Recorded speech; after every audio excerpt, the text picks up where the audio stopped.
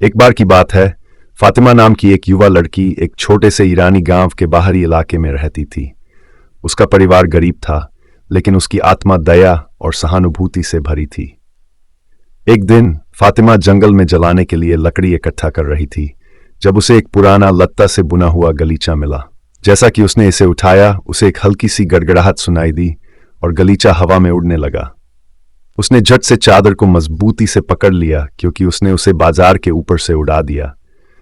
गांव के लोगों ने अचरज से देखा कि वह कहां जा रही है। कालीन आखिरकार शहर के किनारे पर एक राजसी महल के पास उतरा।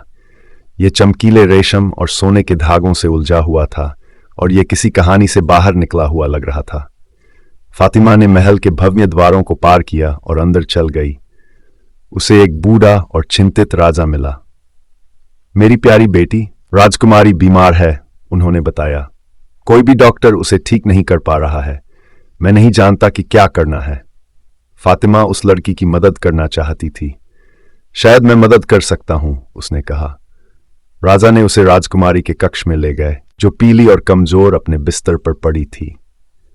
फातिमा उसके बगल में बैठ गई और उससे इस बारे में बात करना शुरू कर दिया कि गांव और उसके आसपास का जीवन कैसा है।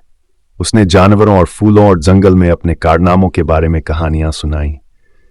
धीरे धीरे राजकुमारी के चेहरे पर एक मुस्कान तैर गई और उसके गालों पर रंग लौट आया। उस दिन से फातिमा और राजकुमारी गहरे दोस्त बन गए। वे एक साथ कहानियां साझा करते थे, कालीन पर महल के चारों ओर उड़ते थे और फातिमा के गांव में भी जाते थे। फातिमा की दयालुता और साहसवर्धन से राजकुमारी की सेहत में सुधार हुआ।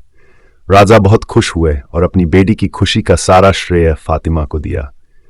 एक दिन फातिमा को अपने गांव और अपने परिवार में वापस जाने का समय महसूस हुआ।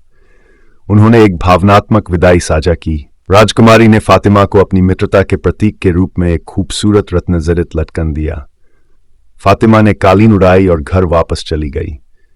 उसके गांव वाले उस पर खुश हो गए और उसकी साहसिक कहानी सुनकर दंग रह गए। फातिमा एक स्थानीय नायक बन गई। उसने सभी को दिखाया कि दया में महान शक्ति है और दोस्ती सबसे जादुई उपहारों में से एक है।